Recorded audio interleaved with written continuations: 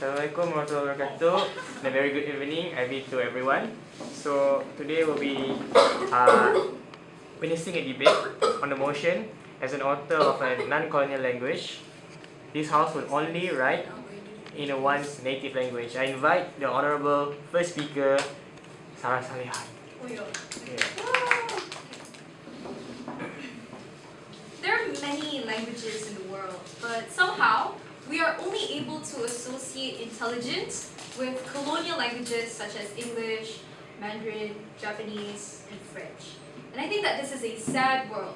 The fact that centuries of colonization has caused us to lose our identity because we have been brainwashed. The fact that our colonizers have been taking away our identity for decades long, it has caused us to find it super hard to take back this identity and call it ours. Something our ancestors were once so proud of that now we only view as a language instead of a tool, a powerful tool that can be used to empower all of us, including the grounds where our ancestors are currently resting.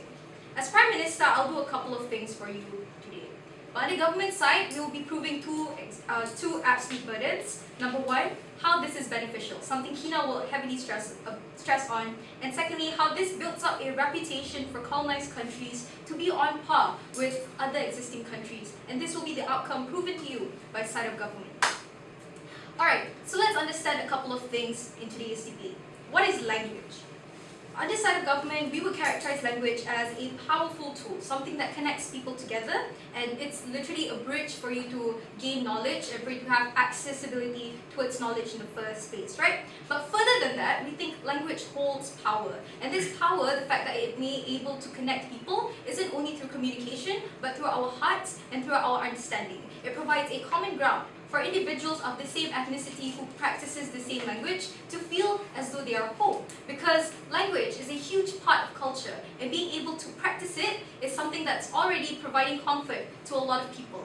What more when you are able to produce an artwork, or in this case a book, that is written in your language, and like literally a form of work that is translated and manifested through your language. And we think that this will make people even prouder of whatever it is that they have produced later on, right? No, thank you. But we think that language is also able to influence people on a very huge scale. So locally, when I am producing a book of my own language, for example, Xhosa or even Malay, I as an author can come up and say, hi, I'm a Malaysian, I'm Malay, and here is my book, written in Malay.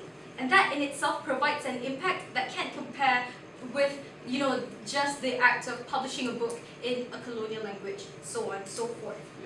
What exactly is non-colonial language? So this is like Xhosa, based in South Africa and stuff like that, right? So the illustration we would provide you is that, number one, not many people know it on an international scale, meaning to say only if you come from South Africa or you're exposed to situations that will you know of this language. And secondly, it is tied around this stereotype on an international scale, right? See, it's proven that like 30 to 50% of people think Africa is a country instead of a whole ass continent. What more languages, the like 500 plus languages that exist in Africa? The minute they tie you down to African, they would assume that you're unintelligent or you can't produce materials that are of beneficial use towards progressing countries, or they would just assume you're a bunch of savages, you still don't have proper toilet and stuff like that, right? And we think that this is harmful on an international scale. Why? Because when authors publish their book, they're most likely going to publish their book in a colonial language like English for two absolute reasons. Number one, they want a bigger market. And number two, they need more money and stuff like that, right? Well, we think that these two choices that they inherently have in the first place were choices that they have on their own or were made on their own, but instead it was a choice that was engineered to them. It was brainwashed to them that the only way that you are able to succeed is if you publish your works in English. That can only be the bridge for you to expand your literary works to like an international scale and things like that. And we think this is harmful for the individual of his own, right? Because not only does he lose his identity, he also loses the choice to protect the sanctity of his language. Sure. Then if you do prohibit authors from writing in non-colonial languages, wouldn't that restrict the market which is already there for the authors who are writing in colonial languages? Great, thank you. So, firstly, this question on what will happen to authors and their books, who's going to buy them. Number one, we say that the market already exists in the first place. But secondly, we say that when authors come up and just come up with a literary foundation of work that in which they wrote in their own language, it's impactful not only to them but the country of their accessibility. But thirdly, we think that the market for education and information is very, very wide. Hence, why linguists or technocrats who want the access towards those books or research storybooks and stuff like that will actually take the extra advantage to translate those works later on.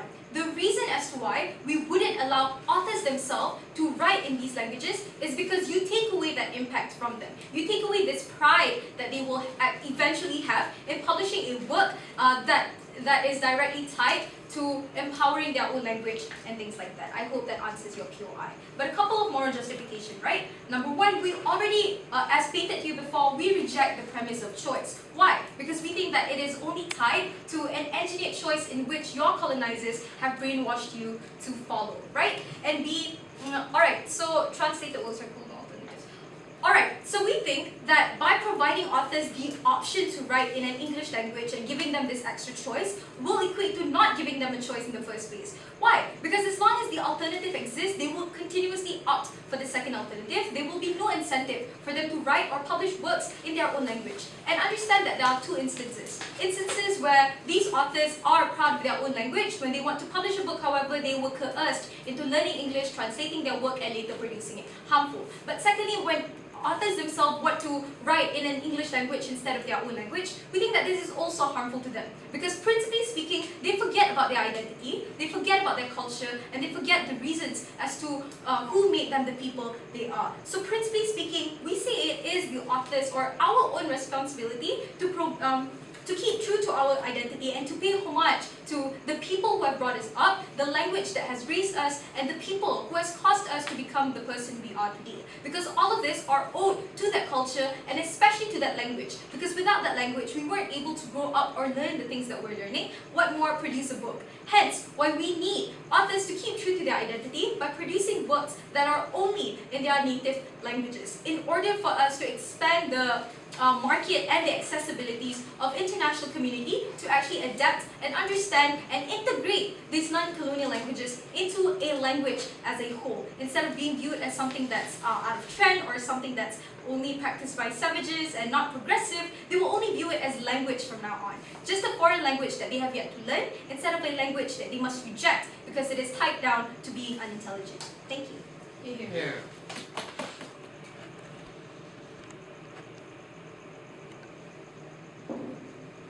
Okay. Mr. Educator, what we see from our work is that even we use multi-language, or even we as an author, we write in multi-language, we are not affecting our own native language, and we're not affecting the culture, and we're also not viewing our native language just like a language. We are debating of the motion as an author of non-colonial language. This also only write only in one's native language. First, we will clarify to you that it is not ethical for us to discriminate our other languages, even if it is from the colonizer. It's very non-ethical because of like what the colonizer did to us.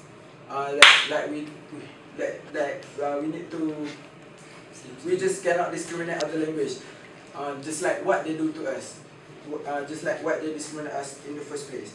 So we will prove to you that the burden that we will push to the government side is they need to prove to us that by we execute this motion, it will truly preserve the native language, the culture, and the power of the native language itself. So, Mr. Speaker, we are debating this debate around our whole our world right now, which is every author can write in whatever language that they want to choose. So before moving on, before anything, we like to emphasize the word non-colonial language, which is language that is not brought by colonizer. In other word, native language. So before moving on to my first argument, and the first argument from the opposition side, I will continue with my rebuttal. The Prime Minister said that when we only write in one language, in only one native language, we will preserve the culture, and we will preserve the culture, and we will not view the language as just a language and not the power.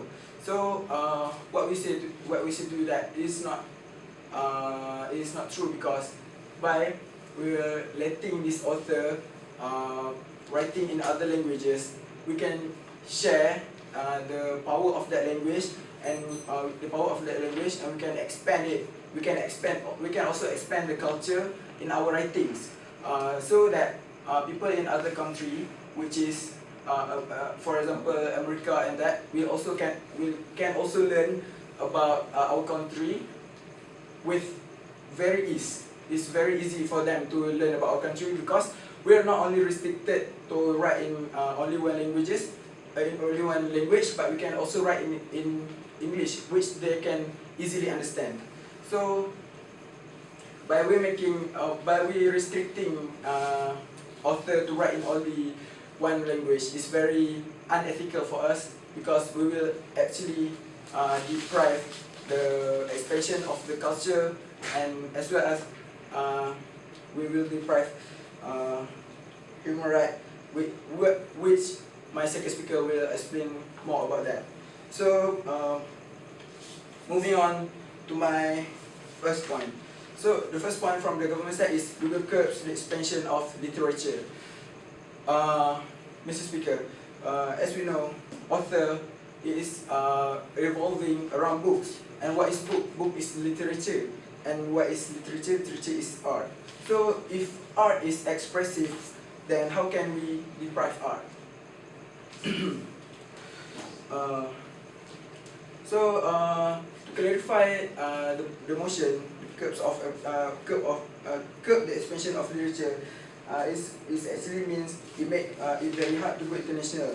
For example, one book, or even we can say easily that our book of culture, or like we can say that book of Tarian Zapin or whatnot, it's very hard to make it international, and we make it very hard for other people to learn our culture and all of that. Just like in our motion, for the example, Kosa itself. Kosa is from Africa, right?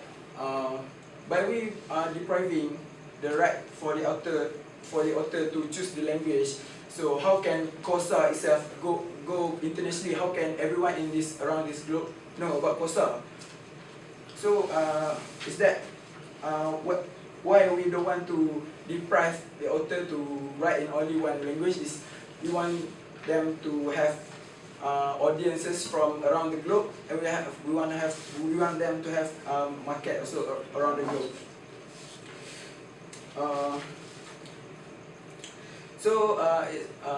Moving on. By will restrict the author to write in only one language, it can be very difficult to be translated in other language. It is very possible itself, but it can be very difficult for author in other country to translate it in their native language. So just like nowadays, even if author have the right to write in whatever language they want, it's very hard. The translating process is very hard. So can you imagine what if we deprive them to only write in one language? So by that, I raise my case. Yeah, here. Number Now I'd like to invite second speaker from Gulf. Here.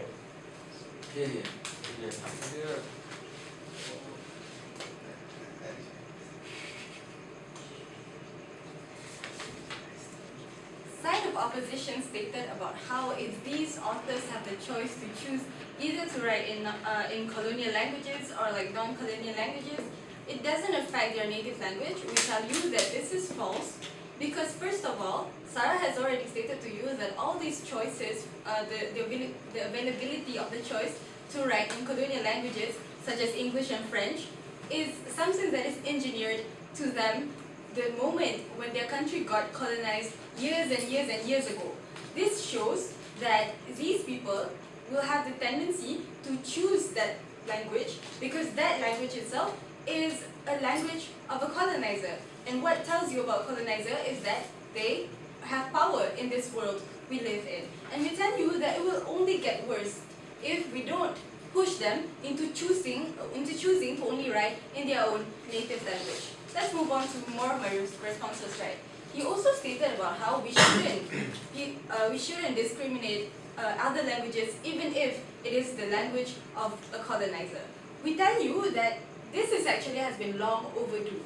It has been long overdue for us to like push these authors to write in their own native languages and to not let them write in the languages of the colonizer, right? We tell you that discrimination will happen even worse under their world, where these authors will choose to continue to write in English, for example. Because why? Because this will further make the narratives of how native languages is not something that is famous and is not something that should be globally accepted. So we tell you that this will only become worse under their side of the house. On that. Sure. Then, when you do not allow the authors to write in their non-colonial language, then are you not discriminating the authors in themselves? Sorry, if you don't allow the authors to write in a colonial language, are you not discriminating the authors themselves? We tell you that even if we want to discriminate, we tell you that discrimination happens even worse under your side of the case. Why? Because as Sarah has already stated, these choices are like something that's like instilled inside them, which means that these choices are in a sense coerced into them. Why? Because if you want your work to be like globally accepted, you have to write in English, you have to write in French. So this kind of narrative will only be further perpetuated under your side of the house, which means that that is more of a discrimination towards the authors of their own identity, of their own native language. And also he stated about how this would like expand the culture of because like why if I write about Tarian Zapin in English, then the people who speaks English would like further would understand Tarian Zapin better, right? So we tell you that it is still ethical under our side of the house. Why? Because the author's job is to promote their own work.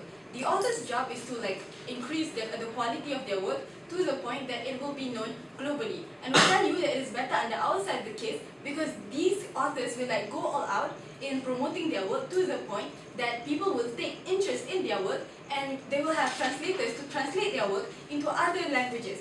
The global languages, right? So this would make it better for themselves at the end of the day. So the burden that they try to push to us is that they are pushing us the burden of how would like forcing these authors to only write in one native language would preserve the native language in itself. So this will be further elaborated under my case. So let's look at the problem, right? Why do we want writers to write? We want writers to write something that's close to home, something that's personal. We want them to be true to themselves. Even if you tell us that them being true to themselves is writing in like a colonial language, we tell you that this isn't something that is that would come without the fact that their country or other country have been colonized, and without the fact that these colonial countries have like a certain bigger power than the power of their own country. We want these writers to empower the people. We want these writers to be able to like give back to the community that they were born and raised in. Let's see how this works, right? If these authors only write in native languages, it will show a sense of how they stand up for their own people. It will show a sense of how they are in support of their own nation, even though it is like, for example, a very small nation. Even we tell you that by doing this, these authors show that they are not bowing down to these colonizers, and they are not conforming to the colonial language in which is a language that is globally accepted. What will this show to our people? No, thank you. This will show to our people that, oh, these authors are not conforming to all these languages of the colonizers, which means that we are not giving them more power. Instead, we are including our own nation into to be globally accepted. We are normalizing our own native languages. What do we mean by this? When we tell you that they have no choices to go for the easier route to just write in English and gain more money and gain more money and more publicity and so on, right? We tell you that this will push them to increase the quality of their work. Why? Because they still want to be recognized, even though they're using a language that is not globally accepted. And what will happen in this is that this will this will lead to other countries to be able to accept all these native languages, to be able to accept all these people in that nation. So why is it important? It shows the presence of that nation, even though they were never a colonizer in the first place, even though they were never bigger than other countries in the first place. This will increase the inclusivity of those nations, Mr. Speaker. And also we talk about how these authors, when they write a book and they want to publicize it, they would assume, or they would see that these books are going to be in the hands of people from around the world, right? So we think that it is only morally correct for the author to have a responsibility to promote their identity and to show the world their identity. Why? Because this identity is not something that will be preserved if they do not do anything, Mr. Speaker. And also these authors, the books they write are an extension of themselves. This shows that it is only morally justified for them to promote their own identities. Why? Because this, in the end of the day, will benefit their own nation and will make their nation even more included into the global world. So we tell you the problem of these small nations being even smaller and even smaller at the end of the day is only going to happen under their side of the house. Whereas us, we want every single nation to be able to promote themselves and are not pushed into the narrative of how if you want to be accepted, you need to write in English. Thank you. Here.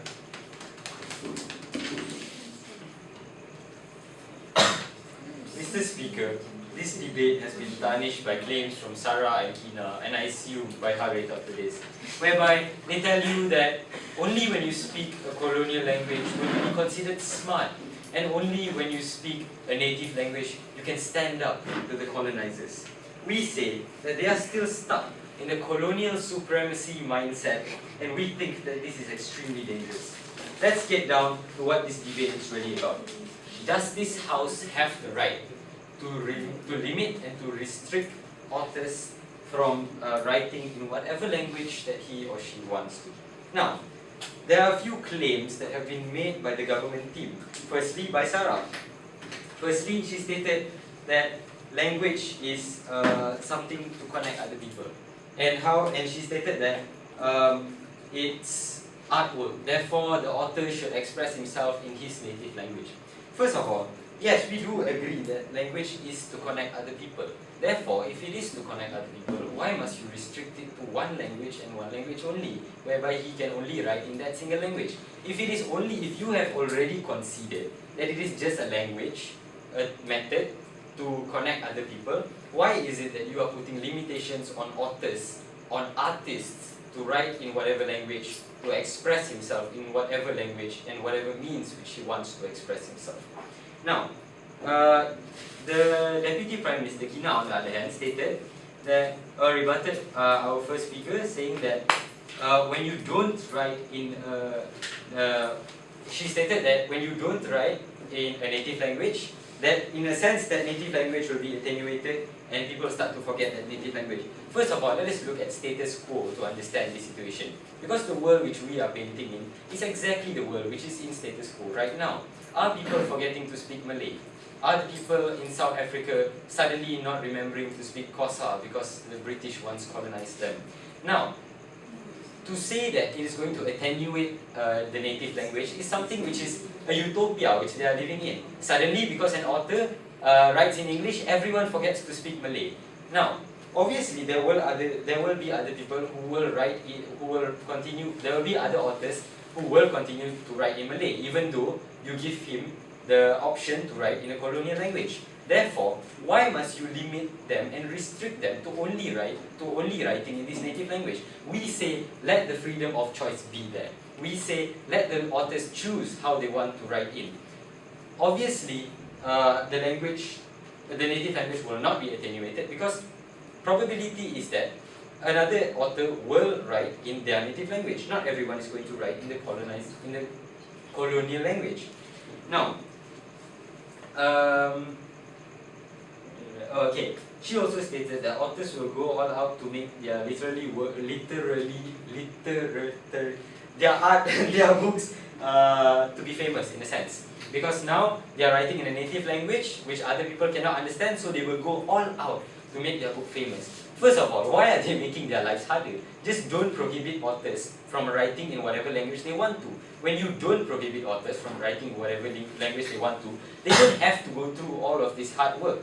There would be translators. Let's say, even if the writer writes in Malay and we are sticking with status quo, there will be translators who will translate it in English. But now when you only allow a Malaysian author who wants to write in English to write in Malay, now he has to go through the same process which he would not have to go through, which he would not have to go through if you did not prohibit him from writing in the English language.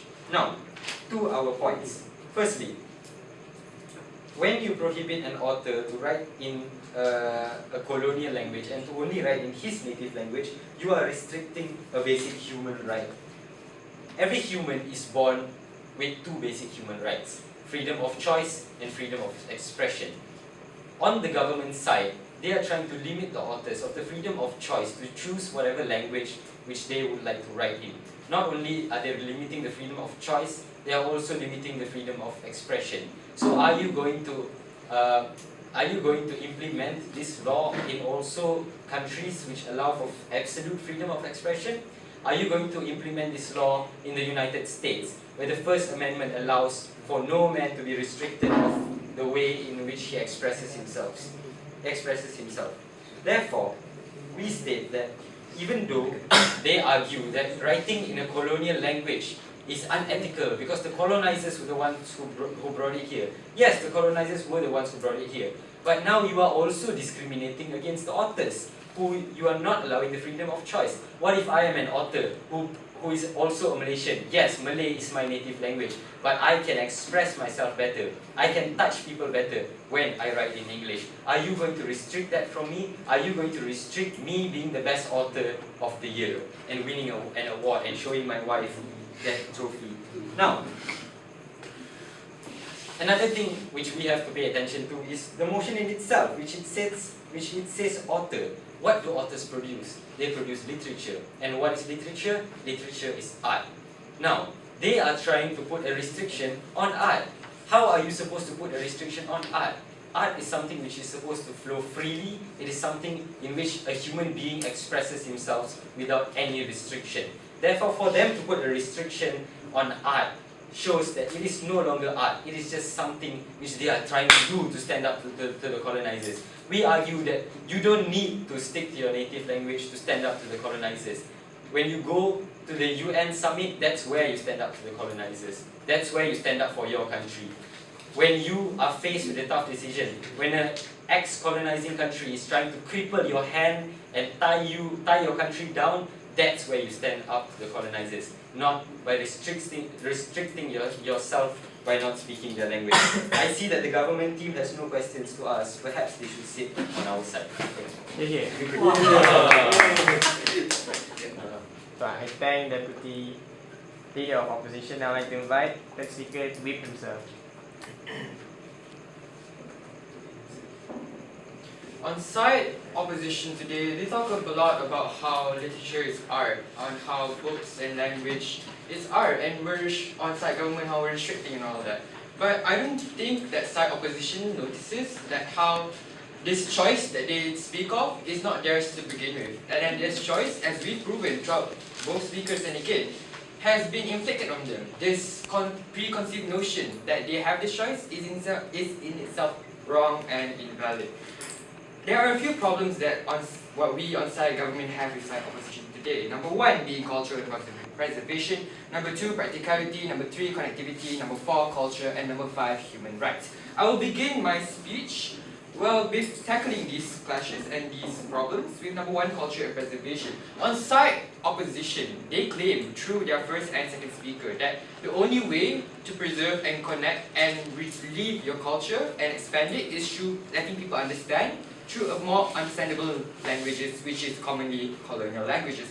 But we outside government disagree with that because we believe that language in itself is culture, and how am I supposed to translate and expand my culture if I have to conform to your needs and your wants and serve you your understanding or your knowledge on a silver platter just because you don't understand my language.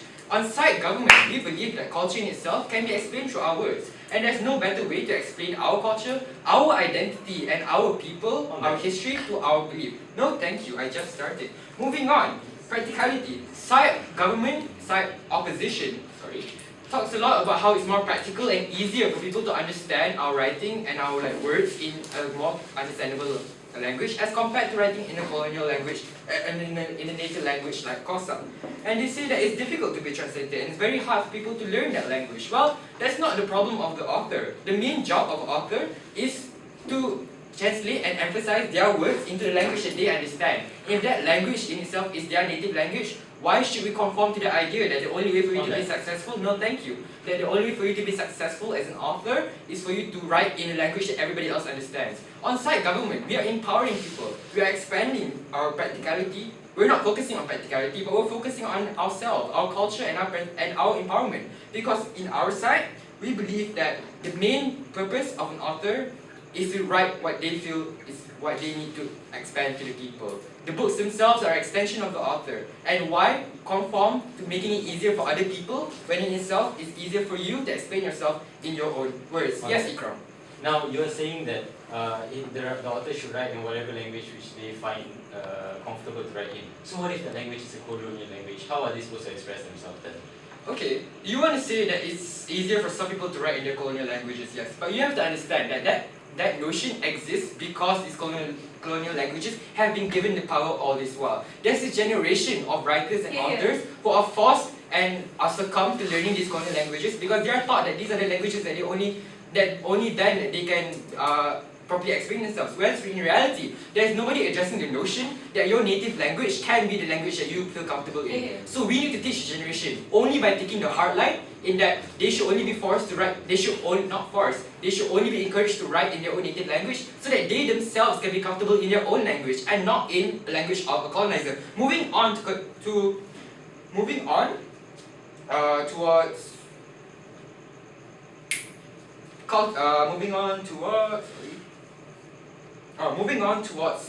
human rights. On side opposition, you're talking a lot about how when we restrict people from writing other languages, we are in itself restricting them of freedom of choice and freedom of expression. But how does that happen exactly? We don't see why asking people to write in a native language is something of a restriction of freedom of choice. We're not saying that you cannot speak the other language. We're not saying that you cannot learn the other language. We're just saying that it's better for you, better for your people, your country, and your power to write in that language in itself. And I bring up the same question to you. Why would I, as a author of a native language, would have to conform to this idea that I have to learn English, I have to write English, or I have to write in English so that my books will sell? Because the amount of books that an author sells does not conclude your ability or your success as an author. In the end, it's how you properly express yourself and how you connect to people around the world. Yes, Ikram. If I can connect to people better in a colonial language, then what? But you're saying that it's easier for you to connect to people in a colonial language. Yes, we concede to the fact that some people will find it easier to understand you, and for you that you can write it in your own language. But at the end of the day, you're still giving into this notion that these colonizers have power over you. And you want to talk about colonizer supremacy. Yes, that happens because we're still unempowered. We still don't have this opportunity. And you cannot just claim that the only way to fight for your people and fight for your country is in the UN. There's more than that. Language, culture, power, it's all connected. So why not? Why can't we fight for our power, for our people through our language? Because that in itself is our culture. It is our people. It is our representation. Moving on. We're talking a lot about how on-site opposition, you're speaking a lot about how it's harder for people to understand and how it's harder for people to read and write. But then we on-site government, we bring you the fact that there's translators, they exist, which we've been talking about since Sarah in the beginning. The job of an author is not to make it easier for people to read their books, but for them to express themselves in how they see is best fit and representation of their family, of their people and their culture. On-site government, we believe that language in itself is something that you should be able to promote, whether be it through your writing or through the way you talk. And that you should not have to conform to this preconceived notion that the only way for people to understand you, for the only way to you to be successful as an author, or for the only way for you to sell is that you have to conform to these languages. Yeah. On-site opposition, they have a very preconceived idea that books, they're merely just a method of sharing information. But on-site government, we believe that yes, it shares information, but that information does not have to be in a specific manner, in a specific order, or in a specific language, just to please you and the majority. On-site government, we are of the belief that you have the responsibility to empower yourself, to provide this sense of comfort, to provide this idea that as long as you can write in your native language and your idea, it's fine to ensure that you as an author will still be successful. On-site government, we believe that language in itself works better when we know what to do with it, and that doesn't mean that just because you speak better in English or Mandarin, that you can be successful in your own native language. Thank you. Here. The colonizers come to our land, spread their language, and continue to expand their land.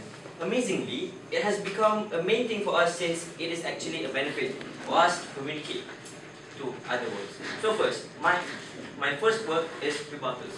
So the first speaker, Sarah, said that language is a powerful tool for our country. But then we believe that it is actually just a language that can be learned by other people and by other people without hesitation and force. Because they keep emphasizing that the colonizers forced them on learning English on Malay as an example. But then we believe that by that generation, that this is actually not a force, but this is actually on how we raise our kids, on how that English gives benefits to us. So second, Sarah also said that not many people know it. Why are you saying that? That's because you have all of your country people that understand your own language, and how does the colonial language like English could make an impact to our countries economically, because we believe that when we learn English, it is actually a language that globally used to understand, to communicate. So we believe that, no please, no thanks.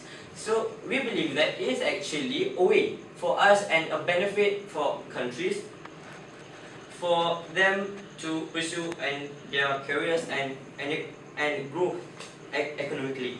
So Sarah also said that they use colonial language as a bigger market to make more money. But then we believe that when a bigger market and make more money is actually a purpose on their country to support their financially like taxes. So we believe that by having English, by having Spanish, by having French as our language, it would expand our countries financially in terms of taxes, because we believe that books that we write like in Malay and books that we have from them actually give us money from taxes. Wait. So sure, but so they said that they should produce book on their native language. But then sure, we believe that my first speaker said that it would actually curb the expansion of literature in our country. That has been explained by my first speaker. So question 2 by Sakina. So instead, she said that it's actually instilled inside them, so they were taught and they were forced to learn. But then I believe that in every education system in this world have prioritized their own native language. even if we go to school in Malaysia, we go to school in Spanish, so we have actually a special class for their own native language. So why would we worry about our own native language? Yeah. So second, it is actually to increase their quality because they don't write in colonial language. But then I believe that that's actually absurd because I believe that they have their own voice to express and to write in whatever language that they want. As an example, Sunflower by Sarah Salihan. She expressed herself, but in the book itself using English. So, and thousands of people are inspired by them. So, what is wrong with that? Before that, sure. Would you not agree that the only reason native speakers are more comfortable speaking in colonial language is because that language has been inflicted onto them since the minute they were born? No. No, I believe that this is actually on how you are actually raised on. If your parents like you to speak English, if your parents like you to speak Malay, that's actually their choice. They have the right for raise their kids like that. So this is actually on how you see the culture, the beauty of the language. When you actually feel comfortable to express your language, to express your words on English or in French, is actually on your own choice. So the third speaker, Harith, made an excellent job. But then he said on culture and preservation. So culture and preservation. So we are actually saying that we on the opposition side we do not prohibit colonial language. But then we are just asking on why do you want to prohibit non-colonial language.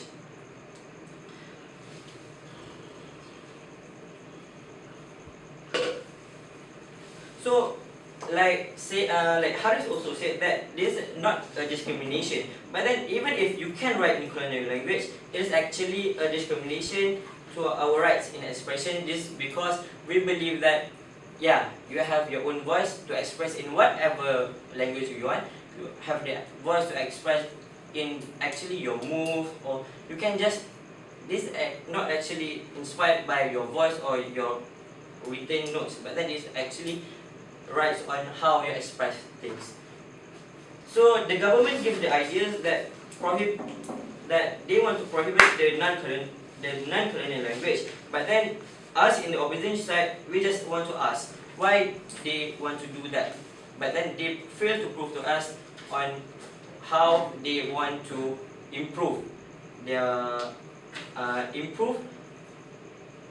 this motion by just they are saying that what is the problem, but then they didn't give us the solution.